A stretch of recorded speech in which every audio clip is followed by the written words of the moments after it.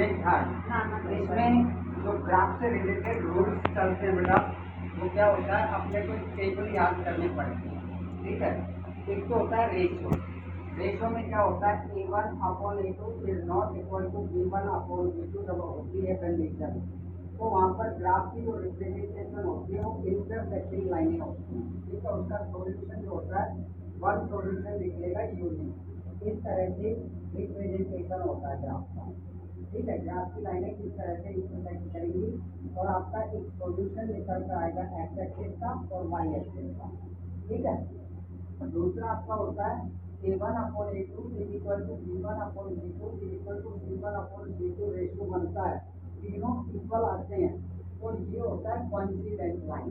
Coincident line आपकी होती है बिल्कुल एक स्ट्रेट लाइन जिसमें मैनी सॉल्यूशन होते हैं, अर्थात आपकी दोनों इक्वेशन के जो सॉल्यूशन होते हैं वो एक ही लाइन के ऊपर होते हैं। ठीक है, बिल्कुल एक स्ट्रेट लाइन जाती है, किसी भी साइड में जा सकते हैं, किसी डायरेक्शन में हो सकती है। ठीक, और तीसरा होता है A1/A2 is equal to B1/B2 not equal to C1/C2। इसमें क्या होता है, पैरेलल लाइनें होती हैं, इस तरह से पैरेलल लाइनें होंगी जिसमें कोई भी सॉल्यूशन मौजूद नहीं होता है, क्योंकि यहाँ से आपका कोई सॉल्यूशन निकल कर नहीं आएगा। जैसे मैंने 3 एग्जाम्पल लिए हैं। फर्स्ट एग्जाम्पल में 2 इक्वेशन है, एक्स के कोफिशिएंट में A1 होता है, वाई के कोफिशिएंट में B1 होता है और कांस्टेंट टर्म C1 होता है। इसी तरह सेकंड इक्वेशन में A2, वाई के कोफिशिएंट में B2 एंड C के कोफिशिएंट में C। ओके, अभी यहाँ पर आपकी कंडीशन क्या बन रही है, A1 एक्स के कोफिशिएंट में कोई भी इंटीजर नहीं है तो 1 अपॉन में A2 कितना है 3 या 1/3।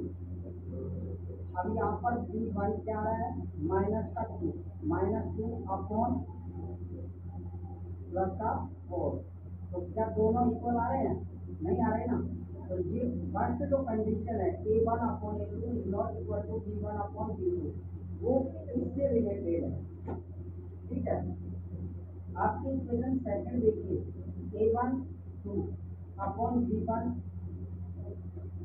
4 is equal to B1 3 B2 6 is equal to C1 -9 and C2 -18। 2 1 जा 2, 2 2 जा 4, 3 1 जा 3, 3 2 जा 6, माइनस माइनस कैंसिल, 9 1 जा 9, 9 2 जा 18। तीनों इक्वल आ गए, तीनों इक्वल आ गए तो क्या होगा, वहाँ पर कोइंसिडेंट होगी लाइन, तो ग्राफ की लाइन तो कोइंसिडेंट होगी और उसका सॉल्यूशन क्या होगा, मैनी सॉल्यूशन। आपसे यहाँ से क्वेश्चन इस टेबल से रिलेटेड एक क्वेश्चन 101 पूछा जाता है। ठीक है, CBSE में भी RBSE में दोनों बोर्डों में पूछा जाता है। आपको एक इक्वेशन दे देता है, पूछ लेता है राइट सॉल्यूशन या राइट ग्राफिकल रिप्रेजेंटेशन, तो आपको वहाँ पर रेशियो देखना पड़ेगा पहले। कौन सा भी रेशियो आ रहा है, ग्राफिकल रिप्रेजेंटेशन पूछा जा रहा है, तो आप जैसे मान लो ये रेशियो आ रहा है इसका, ठीक है, ये रेशियो बन रहा है ना, तो ये रेशियो बन रहा है, ग्राफिकल रिप्रेजेंटेशन क्या आ रही है, कोइंसिडेंट लाइन। आगे बात समझ में, अगर आपसे मान लो सॉल्यूशन पूछा गया है तो इंक्रीज मैनी सॉल्यूशन लिखोगे। क्लियर, इसी तरह से तीसरा एग्जांपल लिया है मैंने, A1 1 और A2 2 is equal to B1 2/4, 2 1 जा 2, 2 2 जा 4 is equal to C1 4 and C2 12 minus 10 से 4 1 जा 4, 4 3 जा 12। क्या तीनों बराबर हैं, ये दोनों तो इक्वल है लेकिन ये इक्वल नहीं है, तो ये कंडीशन कहाँ पर आ रही है, तीसरे रेशियो पर आ रही है। ठीक है, तीसरा जो रेशियो है, थर्ड जो रेशियो है आपका, वो इसको फॉलो कर रहा है। इस रेशियो से रिलेटेड अगर आपसे क्वेश्चन पूछता है तो क्या पूछेगा कि ऐसे आपको इक्वेशन प्रोवाइड करवाई जाएगी और वहां से पूछेगा राइट ग्राफिकल रिप्रेजेंट। ठीक है, तो ग्राफिकल रिप्रेजेंट क्या बन रही है इसमें, पैरेलल लाइन। अगर आपसे ग्राफिकल रिप्रेजेंट में पूछकर आपसे पूछ लिया कि सॉल्यूशन, तो सॉल्यूशन क्या होगा इसका, नो सॉल्यूशन। ओके, ये आपकी टेबल से रिलेटेड क्वेश्चन होता है, 1 नंबर का क्वेश्चन आता है यहाँ से। ठीक है, 1 लाइनर क्वेश्चन होता है या ऑब्जेक्टिव क्वेश्चन भी दे देता है। तो यहाँ से हमें सिर्फ और सिर्फ ये रेशियो, ग्राफिकल रिप्रेजेंट और सॉल्यूशन, ये तीनों चीजें हमें याद होनी चाहिए। यहाँ पर जब दोनों रेशो आपस में इक्वल नहीं है तो रिप्रेजेंट क्या होगा इसका ग्राफ का, इंटरसेक्टिंग। और सॉल्यूशन क्या होगा, यूनिक सॉल्यूशन। इसी तरह से अगर आपका रेशियो तीनों इक्वल आता है तो क्या होगा ग्राफ का रिप्रेजेंटेशन, कोइंसिडेंट लाइन। और सॉल्यूशन क्या होगा, इनफिनिट मैनी सॉल्यूशन। इसी तरह से हर जो आपका रेशियो है, ये रेशियो आता है तो ग्राफिकल रिप्रेजेंटेशन क्या होगी, पैरेलल लाइन। एंड सॉल्यूशन क्या होगा, नो सॉल्यूशन। ओके, हम 3.1 का एक क्वेश्चन ले रहे हैं। क्वेश्चन को ध्यान से पढ़ना है। एक चीज और ध्यान देनी आपको, आपको इक्वेशन पूछी जाती है। एक तो पूछी जाती है लीनियर इक्वेशन, लीनियर इक्वेशन। एक होती है बेटा क्वाड्रेटिक इक्वेशन, क्वाड्रेटिक इक्वेशन। ये दोनों बातें महत्वपूर्ण है। आपके पास यहाँ से एक क्वेश्चन बोर्ड में अवश्य पूछा जाता है। या तो आपसे क्वाड्रेटिक इक्वेशन बनवाता है या आपसे लीनियर इक्वेशन बनवाता है। इस तरह से वर्ड प्रॉब्लम देगा, ठीक है। तो यहाँ ध्यान रखना, क्वेश्चन में जब लीनियर इक्वेशन शब्द लिखा हुआ मिल जाए, ठीक है, तो आपको 2 वेरिएबल्स यूज में लेने हैं। 2 variable X Y A B, कोई भी वेरिएबल आप यूज में ले सकते।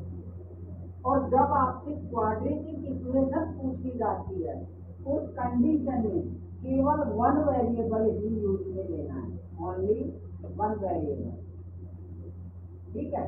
क्वाड्रेटिक इक्वेशन में 1 वेरिएबल और लीनियर इक्वेशन में 2 वेरिएबल यूज में लेकर आपको इक्वेशन डेवलप करनी है। अब देखिए हम कैसे इसको क्वेश्चन को सॉल्व करते हैं। 10 स्टूडेंट ऑफ क्लास 10, क्लास 10 में 10 स्टूडेंट हैं, ठीक है ना। took part in a mathematics quiz, वो गणित की एक प्रतियोगिता में भाग ले रहे हैं। If the number of girls, यदि लड़कियों की संख्या is 4 more than, 4 अधिक है, the number of boys, लड़कों की संख्या से 4 अधिक है। तो देखिए हम कैसे मानेंगे यहाँ पर, लेट, क्या आपके पास बॉयज की नंबर है, नहीं है ना। क्या करोगे, लेट नंबर ऑफ बॉयज, यहाँ पर 2 कंडीशन आनी है total. First condition,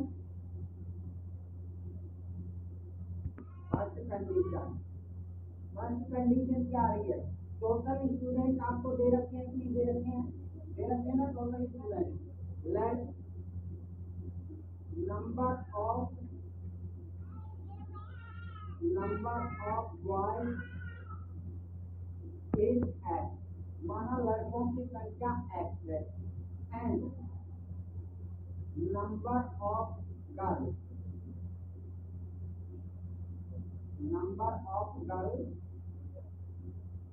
is y।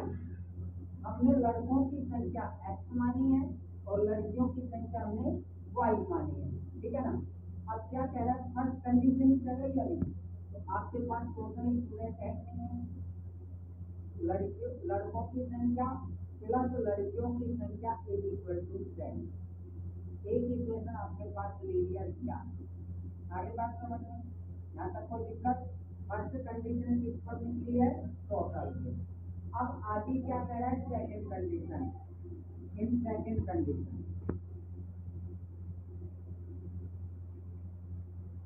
Condition के अकॉर्डिंग चलेंगे। सेकंड कंडीशन में क्या कह रहा है कि number of girls is 4 more than the number of boys. Girls की जो संख्या है, गर्ल्स आपने क्या मान रखी है, एक्स, गर्ल्स एक्स है, ठीक है।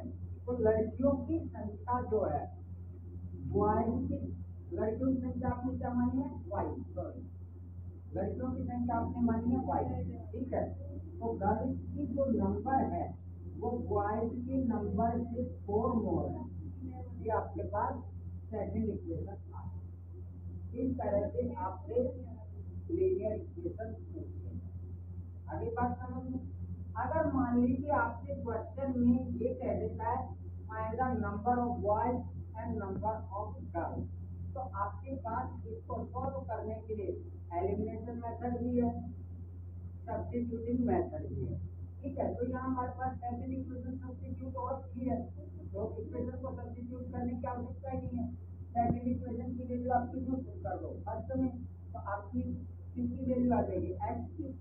फिर एक्स की वैल्यू को किसी भी एक इक्वेशन में पुट कर दो, वाई की वैल्यू आ जाएगी, तो आपके नंबर ऑफ गर्ल्स और नंबर ऑफ बॉयज आ जाएंगे। जैसे देखिए यहाँ इक्वेशन सेकंड आ रही है, फर्स्ट में पुट करते हैं। अगर आपसे पूछा जा रहा है तो, नहीं पूछा जा रहा है तो केवल इस तरह ही करना है, ठीक है। और अगर पूछ लिया जाए तो देखिए equation second put in equation first, क्योंकि सेकंड इक्वेशन ऑलरेडी एलिमिनेशन हो रखी है, ठीक है ना, वो सब्स्टिट्यूट। तो यहाँ पर हम y की वैल्यू के स्थान पर ही तो रखेंगे इसको, x प्लस y की वैल्यू आपके पास क्या रखी है, x plus 4 is equal to 10, 1 और 1 2x हो गया, plus 4 is equal to 10, 2x is equal to क्या होगा, 10 minus 4, 2x is equal to 6, x is equal to 6 divide by 2, x is equal to x की वैल्यू 3 आ गई। अब इस x की वैल्यू को किसमें पुट कर दो, second equation, x is equal to 3 put in equation second. Equation second आपके पास y is equal to x plus 4, y is equal to x की वैल्यू हमारे पास क्या आती है, 3 प्लस 4, तो y इज इक्वल टू 7। आपने तो y की संख्या मानी थी वो x मानी थी, तो x की वैल्यू कितनी है, 3, ठीक है। y तो कितने आ गए, 3, और गर्ल कितनी आ गई, 7। क्या हमारा क्वेश्चन सही है, हम लैंग्वेज के अकॉर्डिंग चलते हैं। क्या कह रहा है कि number of girls is 4 more than the number of boys, लड़कियों की संख्या 4 अधिक है लड़कों की संख्या से। तो लड़कियों की संख्या 7 है, लड़कों की संख्या 3 है, तो इससे 4 अधिक हो गई कि नहीं हो गई, ठीक। अब हम फर्स्ट कंडीशन पर चलते हैं कि 10 स्टूडेंट हैं, तो x और y को जोड़ो, इन दोनों को जब हम जोड़ते हैं 10 ही आता है, फर्स्ट कंडीशन के अकॉर्डिंग भी सही है, तो हमारे आंसर बिल्कुल क्या है, राइट है, ओके। अब हम सेकंड क्वेश्चन ले रहे हैं जिसमें ये पूछा जा रहा है कि लाइन रिप्रेजेंटिंग, जैसा कि मैंने जब इसके नियम बताए थे उस समय आप लोगों को बताया था कि आपसे ग्राफिकल रिप्रेजेंट भी पूछ सकता है, सॉल्यूशन भी पूछ सकता है। तो यहाँ सेकंड क्वेश्चन में आपसे पूछ रहा है लाइन रिप्रेजेंट, अर्थात ग्राफिकल रिप्रेजेंटिंग पूछी जा रही है, ठीक है। तो हम इसके सबसे पहले रेशियो पर आते हैं, A1 अपॉन A2, A1 कितना है 5 upon A2 7, V1 upon V2, V1 कितना है -4 अपॉन V2 6, 2 2 4 2 3 6, और C1 अपॉन C2 कितना है 8 अपॉन -9, ओके। तो यहाँ पर आपको पता चल जाएगा कि दोनों इक्वल नहीं आ रहे, अर्थात A1 upon A2 is not equal to V1 upon V2। तो कैसा रिप्रेजेंटिंग है ग्राफ की, इंटरसेक्टिंग,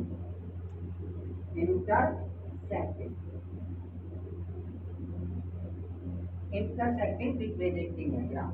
अगली बात समझ, इस तरह से हम इसको सोल्व करें, ध्यान दीजिएगा।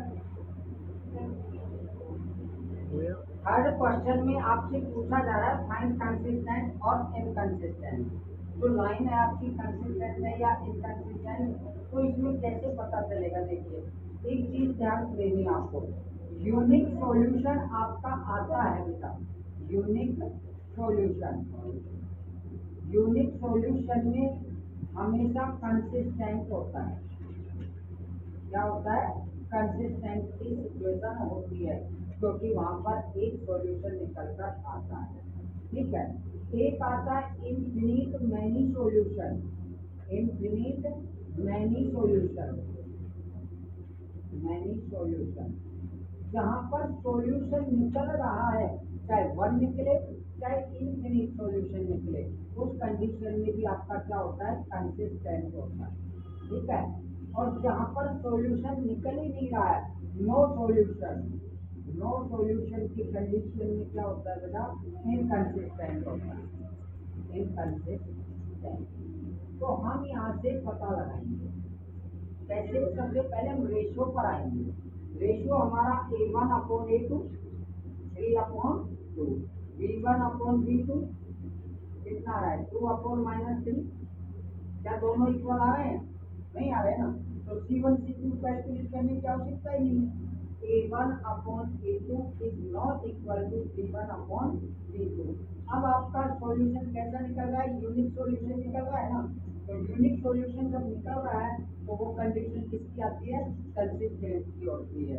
तो यहाँ लिख देंगे कंसिस्टेंट, कंसिस्टेंट, क्लियर। और अगर मान लो ये तीनों इक्वल आ जाते तो नो सॉल्यूशन, तीनों इक्वल आते नो सॉल्यूशन होता क्या, तीनों इक्वल आते तो, तीनों इक्वल आते हैं तो वहां पर इनफिनिट मैनी सॉल्यूशन होता है। अभी रूल पढ़े थे हमने, टेबल बताई थी, उसमें तीनों इक्वल आते हैं तो इनफिनिट मैनी सॉल्यूशन होता है वहां पर, ठीक है। और लाइन कैसी होती है, कोइंसिडेंस लाइन होती है, बिल्कुल इस तरह से लाइन चलती है, ठीक है। और उस कंडीशन में क्या होता, कंसिस्टेंसी ही होता। और जब ये दोनों इक्वल आते और C1 और C2 is not equal to होती तो क्या बनता, नो सॉल्यूशन बनता। उसमें क्या आ जाता है कंडीशन, इनकंसिस्टेंट की कंडीशन बनता, ठीक है ना, क्लियर। क्वेश्चन नंबर 4 में आपसे पूछा जा रहा है कि ग्राफिकल मेथड के द्वारा आपको ये बताना है कि वो कंसिस्टेंट है या इनकंसिस्टेंट, ठीक है। अब आपको क्या करना है, सबसे पहले ग्राफ डेवलप करना है। तो ग्राफ डेवलप करने से पहले आपको इक्वेशन जो दे रखी है फर्स्ट और सेकंड, इन दोनों इक्वेशन के द्वारा पहले सॉल्यूशन निकालो। फर्स्ट इक्वेशन से फर्स्ट टेबल डेवलप करो बेटा, जिसमें कम से कम आपको दो सॉल्यूशन निकाले, एक्स का एक वाई का। तो first equation X plus Y is equal to 5 है। आप किसी भी एक की वैल्यू पुट कर दीजिए और वैल्यू ऐसी पुट करो कि आपके ग्राफ के बेस पर इजी से आ सके, ठीक है। ऐसी वैल्यू मत रखिए जो कि आपके ग्राफ के बेस पर आ ही नहीं पाए। आप ग्राफ के बॉक्स पर काउंट करोगे तो उसमें ऐसी वैल्यू रखनी है जो कि आपके ग्राफ पर कंप्लीटली आ सके। और ऐसे भी मत रखिए जो पॉइंटों में चली जाए। हालांकि पॉइंट से कोई फर्क नहीं पड़ता है ग्राफ पर, लेकिन आप लर्नर हैं और एज ए लर्नर आपसे मिस्टेक होने के चांसेस ज्यादा होते हैं, इसलिए आप कंप्लीटली राउंड फिगर में रहने की कोशिश करना, ठीक है ना। तो यहाँ पर हम x की वैल्यू अगर 1 पुट करते हैं तो y की वैल्यू क्या हो जाएगी, y is equal to 5 minus 1 right करके इधर आएगा तो y की वैल्यू क्या आ गई 4। हमने x की वैल्यू 1 पुट करी, y की वैल्यू आ गई 4, ओके।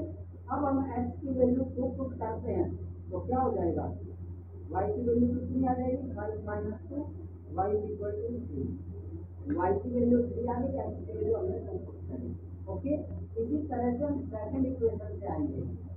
सेकंड इक्वेशन पर भी क्या कंडीशन आ रही है आपकी, देखिए second equation completely divisible by 2, 2 से डिविजिबल है कि नहीं है second equation, 2x plus 2y is equal to 10।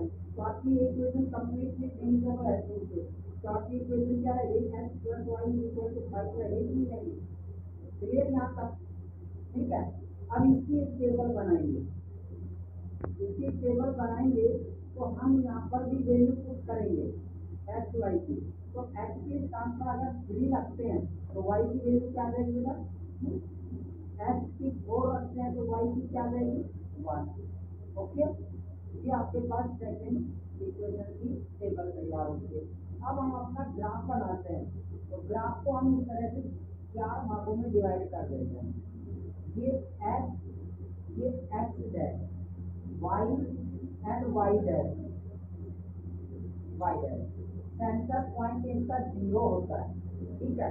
अब देखिए इसको आगे कैसे करते हैं, एक एक जो बड़े बॉक्स हैं उनको 1 से रख लेंगे, उसका स्केल क्या रखेंगे 1 यूनिट इज इक्वल टू 1, ठीक है।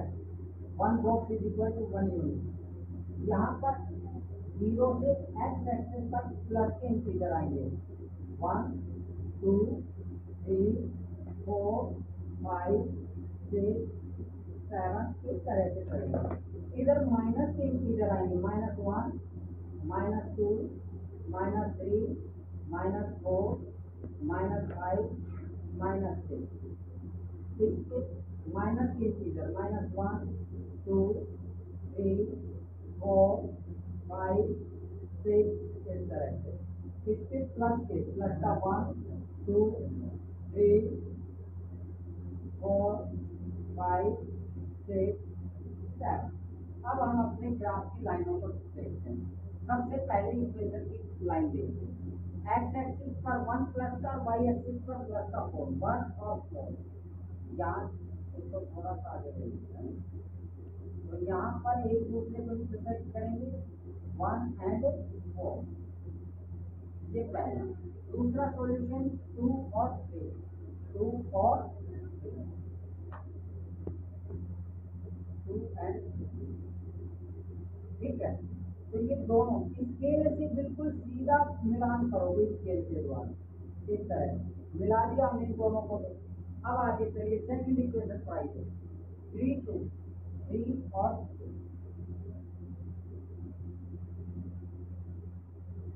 और 4, 1।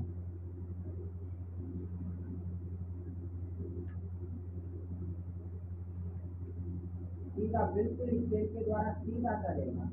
यानी आपकी ग्राफ की लाइन है, ग्राफ जो है आपका इक्वेशन जो है x + y = 5b/c3 आ रहा है, और 2x + 2y = 10b/c3 आ रहा है। दोनों इक्वेशन एक ही लाइन पे आ रही है कि नहीं आ रही है? कैसा सॉल्यूशन निकल रहा है? इनफिनिट मैनी सॉल्यूशन निकल रहा है कि नहीं निकल रहा है? इनफिनिट